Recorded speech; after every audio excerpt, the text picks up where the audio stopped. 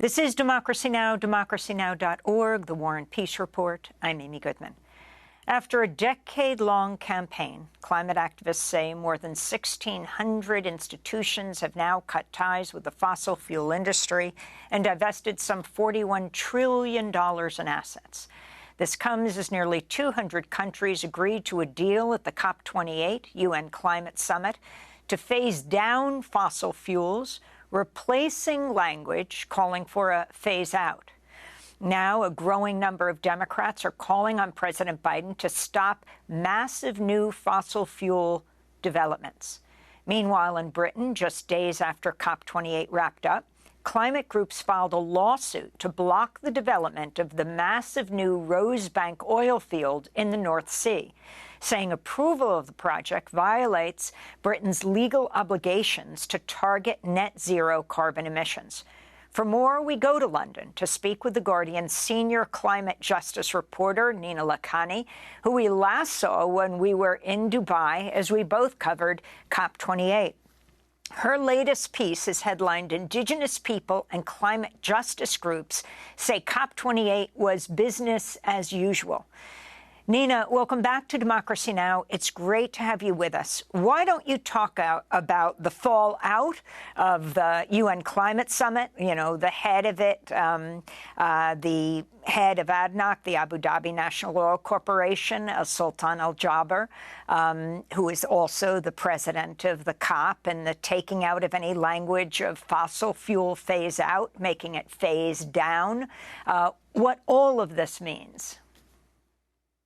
Nice to be with you, Amy. I mean, I think that last piece you just mentioned, I think that's sort of a summary, I guess, of where we got to. I think on that last day, there were some very happy countries and some very happy industries. So the US, the biggest polluting countries and industries in the world, including the US, the UK, the EU, Canada, Australia, Denmark, Norway, and the fossil fuel industry itself, were extremely happy with the result. The language we ended up with isn't even as good as as you're saying. All it says is that there will be a transition away from fossil fuels. There is no timeline. There is nothing more concrete than that. And vitally, and why climate justice sort of advocates and experts and Indigenous communities and frontline communities are very much of the view that this is business as usual, is that there is nothing in there about there is no differentiated responsibility. There is no language that basically that acknowledges the historic responsibility of rich developed countries like the US and the UK and others in the current climate catastrophe. And it places no sort of extra responsibility on them to get rid of fossil fuels first, or any timeline at all. And in addition to that, again, through pressure from the US and the EU and others, there's actually a huge get-out clause. There's a paragraph that says that transition fuels will be are okay, and by that they're talking about gas, right? As we know, and you've reported on in Democracy Now!, that the Biden administration has been expanding. The US is the biggest oil and gas producer in the world this year by a long way. It also has the plans to expand oil and gas at a much greater and faster scale than any other country in the world. Now, including this transition fuel, which, by the way, is language that comes from the fossil fuel industry in the text, it basically is a get-out clause to all those countries who are wanting to, to exploit and extract their gas, their gas resources. And just to add one more thing, again, on pressure from the same countries and the same industries, there is an explicit use. They don't use the word unabated, but they do say that. They give a big a big shout out really to sort of niche, unproven technologies like carbon capture and storage, like hydrogen, like geoengineering, which are expensive. They don't work very well, if at all. And it basically is going to green light further expansion of oil, gas and coal, with the proviso that rich countries will have money for these expensive technologies to minimize or to lessen the greenhouse gas impact. All of that together is why a lot of, the small island nations, the African group, among many other countries, felt bullied into signing the so-called consensus agreement at the end, but really have been left without any means, without any recognition that developed countries, those that got us into this mess, are going to be the ones that shoulder the burden of funding for the means of implementation to get us out of this mess, to fund a just transition. Really, equity is not anywhere to be seen in that final agreement that we got. So if you can talk about your latest piece, which involves Indigenous voices and what is happening for the Global South and who needs to be heard, and if you feel that the fact that they even reference fossil fuels for the first time in a final COP document is in any way an achievement, a success, Nina. There's lots of ways to define historic, right, I guess, or lots of ways to see that word. It is historic in a sense. It's the first time fossil fuels are mentioned after 28 COPs, more than, after 3 decades of scientists, climate scientists telling us that and warning us that fossil fuels were the primary major driver of the climate crisis, right? So yes, it's historic. It's tragically historic that it's taken this long to get into sort of the COP text. But what does that mean, right? Words are just words if there is no means of implementation. In the Paris Agreement, right, which is a legally binding treaty, it is very clear that developed countries, those that got rich from extracting fossil fuels, like the US, like the UK and others, have a differentiated responsibility to provide developing countries with the means of implementation for mitigation. So that's sort of transitioning away from fossil fuels to renewable energies, climate adaptation and other climate finance. And so it means finance, it means technology transfer, it means capacity building. Without the means of implementation, these are just words, right? Developing countries are already facing trillions of dollars in a funding gap in order to sort of finance climate adaptation. On top of that, $400 billion a year in irreversible loss and damage.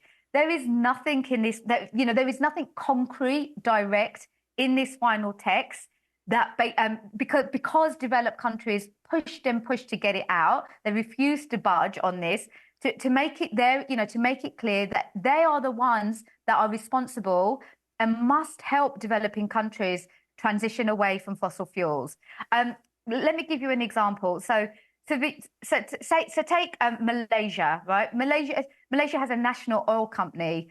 20% of Malaysia's national budget, the money that its government uses to spend for education, for health and other public services, comes from its national oil company, right?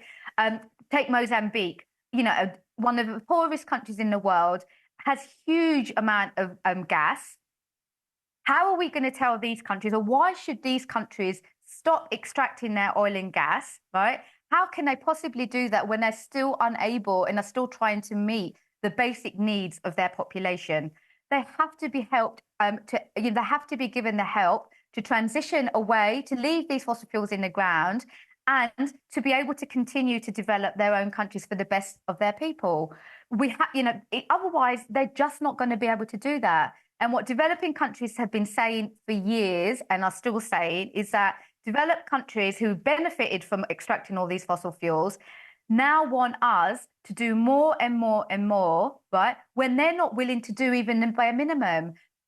Why has the Biden administration green-lighted the Willow project? Why is it green-lighting massive gas expansion projects, which, by the way, will be like a death sentence to communities down in the Louisiana coast, right? Why is the US which had already benefited so much from extracting fossil fuels, not willing to stop its own expansion, but is demanding that developing countries stop exploiting the resources that they have. There is nothing fair and is nothing equitable in that. So I want to turn to an unusual voice at the UN Climate Summit in Dubai. While we were there, we spoke to the head of the largest indigenous delegation in the history of the COP. Sonia Guajajara is Brazil's first indigenous cabinet minister. She's the Minister of Indigenous Peoples. And I asked her what she wanted to see coming out of this UN Climate Summit. This is what she said. For the indigenous peoples, we need to prepare for the road that we need to head down in order to reach COP30, which is going to be held in Belém in the Brazilian Amazon. We also need to prepare so that we can have a direct impact on the debates that unfold here at the COP. And oftentimes, we are not even close to it. It's very important that we indigenous peoples participate in these forums. And there's a group that is directly on top of this. So we are here so that indigenous peoples can have more space in decision making. And the general message is that we have little time left. The big leaders, government leaders, need not only to take on commitments here, but also to understand that we are in a state of emergency. In order to emerge from that state of emergency, investment is needed, financing is needed, and protection so that we can all protect the planet. President Lula still has plans to do massive offshore oil drilling. As the first indigenous peoples minister, do you condemn this move? Are you weighing in on this? Do you support this? Look, in Brazil, we're at a moment of transition to clean energies as well. We're building that together. President Lula is committed to making that transition. And now we're using what is available to us, such as the wind and the water, so that we can emerge from the energy we're using today based on destruction, and so that we can have renewable energy that protects the peoples and that does not destroy the environment. So that's Sonia Guajajara, Brazil's first Minister of Indigenous Peoples, a lifelong leader in Brazil's indigenous rights movement. The historic federal ministry was established in January by Lula, the Brazilian president, to advance and protect the rights of indigenous people in Brazil. And Brazil, specifically Belém, is going to be the site of not next year's UN Climate Summit, but the following year. So they had one of the biggest delegations. In fact, I think their delegation outnumbered only two delegations, UAE and Brazil, outnumbered the number of fossil fuel lobbyists there were at this UN Climate Summit, right? 2,400. So I'm wondering, if you can talk about the significance of Brazil being host to a UN climate summit. Also next year, the petro-state Azerbaijan will be going to Baku. And also the whole issue of what indigenous peoples face. And you in particular are an expert on this.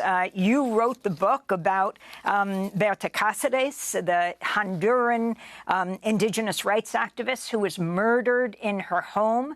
Now Honduran authorities issuing an arrest warrant for one of the heads, the suspected mastermind of her murder. Daniel Atala Medense, the former financial manager of the hydroelectric company DESA. If you can talk about all of this. Okay, so, I mean, let me just start, I guess, with something, just, I guess, a simple fact that sort of gives us context for all of what you're talking about, Amy. What is climate justice, right? We are not all in this together. When it comes to the climate crisis, we are absolutely not all in this together. We didn't all contribute in the same way or in the same amount to the climate crisis. We're not all impacted by it in the same way. And we are not all going to benefit from the solutions in the same way, right? That is the sort of inequity of where we're at in the climate crisis. So when it comes to Indigenous people, and I'm so glad you brought up the fossil fuel lobbyists, you're right. Fossil fuel lobbyists outnumbered the official Indigenous people sort of delegations by 7-1, right? 7-1. There were 1 in 30 of the people that you and I saw walking through these corridors of power at COP28 in Dubai were fossil fuel lobbyists. On top of that, you had big ag, big dairy lobbyists. You had others that were there sort of touting and promoting false tech solutions, others with vested interests. And many of them, and there were also lots of these groups like the API, the American Petroleum Institute, and ad agencies and PR companies that have a long, inglorious track record in climate denialism and blocking climate action, right? That they had more access to the sort of meeting rooms where decisions were being made, where negotiations were happening, than Indigenous peoples. Indigenous peoples who are at the front line of the climate impacts that the world is facing. They are also the guardians of most of the biodiversity in the world. And they also are the reasons that the planet even still exists. I mean, Indigenous peoples around the world, from all different, in every corner of the planet, have lived sustainably with their resources, didn't exploit them for profit, right? Didn't exploit them to get rich for millennia, since time immemorial. And so they also, and what people will say to you from wherever they're from, is that they have the solutions. They have knowledge and they have the solutions. Yet they are so rarely given a seat at the table. They're so rarely part of a decision-making, process. Now, Brazil, is one of the few exceptions. But I think in terms of President Lula and Brazil continuing to expand its fossil fuel extraction, I mean, it comes back to what I was saying before. Nina, we have less than a minute. Okay. I mean, we cannot, as sitting here in the US or the UK, demand that countries like Brazil phase out fossil fuels, wean themselves off fossil fuels while we continue ourselves to expand and get rich from them. We have to, we have no moral, authority to do that. The UK, the US, the developed countries have to go first, and they have to provide the means of implementation for Indigenous communities and for developing countries to transition away and to really take the climate action that the whole world needs. And finally, we have 20 seconds if you want to comment on one of the heads of DESA having an arrest warrant out for him for the murder of Berta Cáceres.